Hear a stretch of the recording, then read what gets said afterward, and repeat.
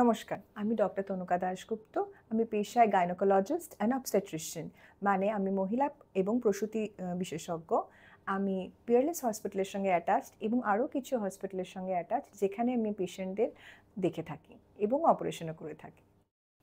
আজকে আমরা প্রেগনেন্সি আর ভ্যাকসিনেশন নিয়ে কথা বলবো। আমরা যখন পেশেন্ট দেখি আউটডোরে, তখন প্রায় আমাদের একটা কোয়েশ্চেন ফেস করতে হয়, সেটা হচ্ছে ডাক্তারবাবু টিটেনাস দেবেন না? প্রেগনেন্সির একদম শুরু থেকে আমাদের এটাই বলার বিষয় বা আলোচ্য বিষয় যে প্রেগনেন্সিতে অবশ্যই ভ্যাকসিনেশন দেবো। In fact I am very happy যে পেশেন্টরা এখন এতটাই অ্যাওয়্যার যে আমাদের একটা ইনজেকশন প্রেগনেন্সির সময় নিতে হবে। তো আজকে আমার টপিক এটাই যে আমরা কী কী ভ্যাকসিন প্রেগনেন্সিতে রেকমেন্ড করে থাকি। প্রাথমিকভাবে আমরা সবাই জানি টিটেনাস ভ্যাকসিন নিতে হবে। ইউজুয়ালি আজকালকার দিনে আমরা যেটা প্রেফার করি সেটা হচ্ছে Tdap ভ্যাকসিন দিতে। তার মধ্যে 3 in 1, মানে ডিপথেরিয়া, পার্টুসিস, টিটেনাস তিনটেই কাভার হয়ে যায়। তাহলে কি আমরা এই ধরনের ভ্যাকসিন সাধারণত চাই যে বাচ্চা অলমোস্ট যখন ডেভেলপ হয়ে যাচ্ছে, মানে 5 মাসের পরে প্রেফার করি। আমরা সাধারণত 2টি ইঞ্জেকশন দিয়ে থাকি Tdap-এর, 4 সপ্তাহ থেকে 6 সপ্তাহ গ্যাপের মধ্যে। তার মানে 2টি ইঞ্জেকশনের মধ্যে ব্যবধান থাকবে 4 থেকে 6 সপ্তাহ, তার বেশিও না তার কমও না। সুতরাং Tdap একটি ভ্যাকসিন, যেটা 3 in 1 ভ্যাকসিন। এবার যদি মনে করুন কারো কাছে Tdap ভ্যাকসিনের অ্যাক্সেস নেই, তারা মিনিমাম টিটেনাসটুকু নিতে পারেন।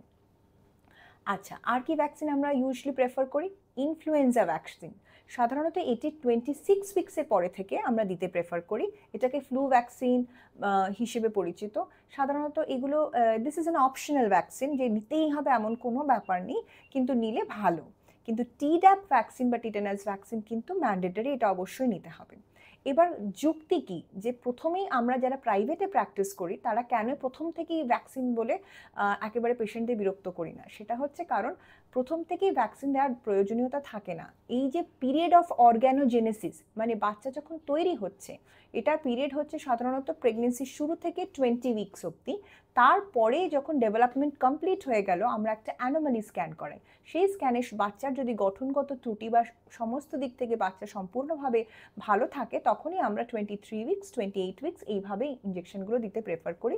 কারণ সাধারণত ভ্যাকসিনগুলো যখন শরীরে যাচ্ছে, তার প্রতিরোধ ক্ষমতা তৈরি করছে, এবং সেই প্রতিরোধ ক্ষমতা তৈরির সময় যে অ্যান্টিবডি তৈরি হচ্ছে, সেই অ্যান্টিবডিগুলো ডেলিভারির সময় বাচ্চার কাছে পৌঁছচ্ছে। তাহলে অতিরিক্ত আগে দিয়ে এর মানে এক্সট্রা কোনো বেনিফিট পাওয়া যায় না বলে আমরা প্রথম থেকেই ভ্যাকসিন দিই না। আজকে এইটুকুই। নমস্কার।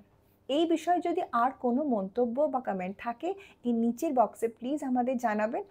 I will be happy to help you.